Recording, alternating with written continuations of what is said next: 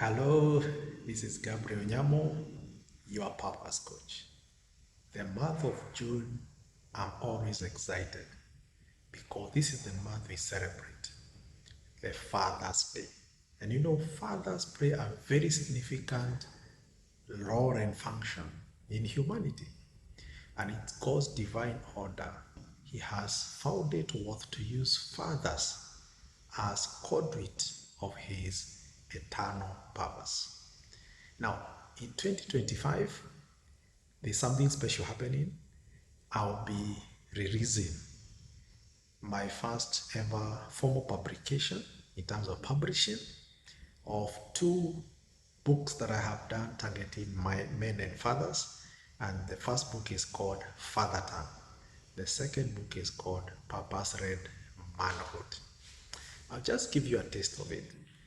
The Father Tongue is coined from trying to explore what kind of expressions do fathers feed into the generation, whether it's through their children or in the society.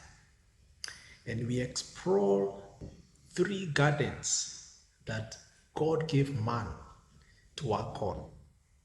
You better know what those three gardens are in the Father Tongue book. In the Purpose-Led Manhood, we explore 5 M's that are very critical.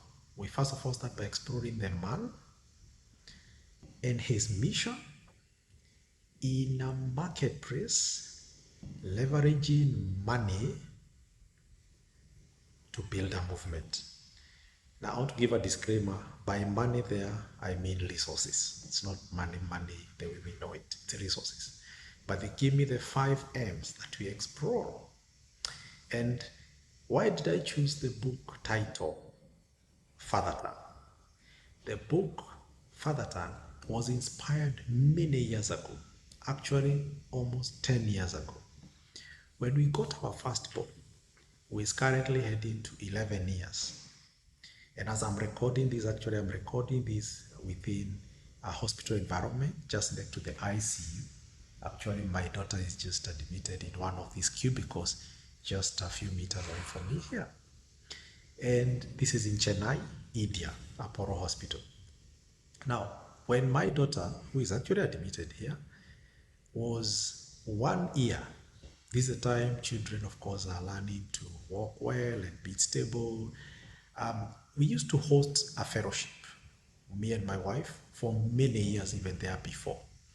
And this fellowship used to run what you call worship experiences, where we visit local churches, especially the young churches, and we'll walk with their praise and worship team in form of mentorship. So when our baby was around 1 year, we were traveling with my wife one morning. We had an invitation together with the other worship team called Jewel Worship Team, and we were going to a place called Gashie for a worship experience, and our baby was very, very small. And as we were driving, we were only myself, my wife, and baby Wesley back then. And I just spotted that my girl was mimicking my wife, that is her mother. She was imitating almost exactly what the mother was doing. And I remember just out of the bruise, I asked my wife, wow, this is you. I can see some mirror back in our baby, in you. You're shaping mother tongue. That was the word that I used. You're shaping someone. This is the impact of mother tongue. But then the conversation did not end there. I asked, I would love to understand and explore how also father tongue can be expressed. I know when we are taught about mother tongue as a language. It could be the dialect, but it's beyond that. There's a functionality of motherhood that is beyond just the language, because mothers will always teach.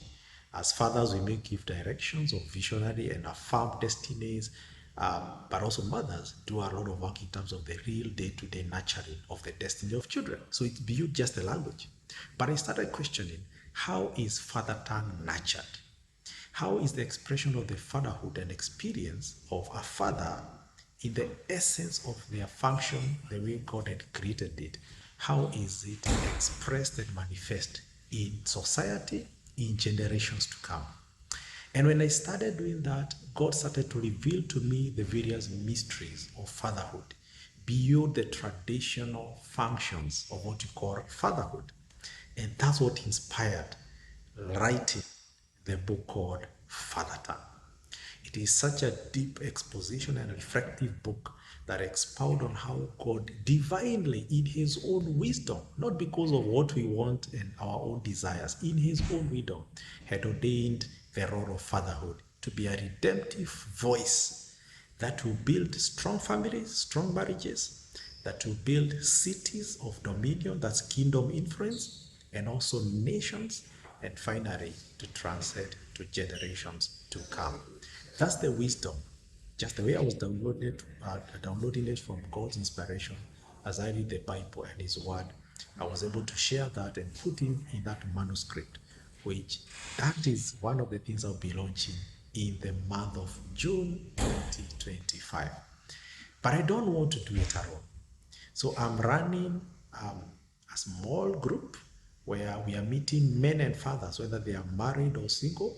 And every morning, for only 30 minutes, we shall be having a plug-in. I call it the men plug-in, just 30 minutes only. It's just around 10 minutes devotion, and then in 15 minutes prayers, dedicated prayers. Every morning, we want men and fathers, as they begin their day, we want to pronounce into the airspace.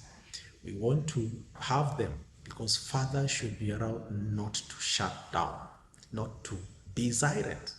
Because if fathers are silent, generational and also community and societies are shattered.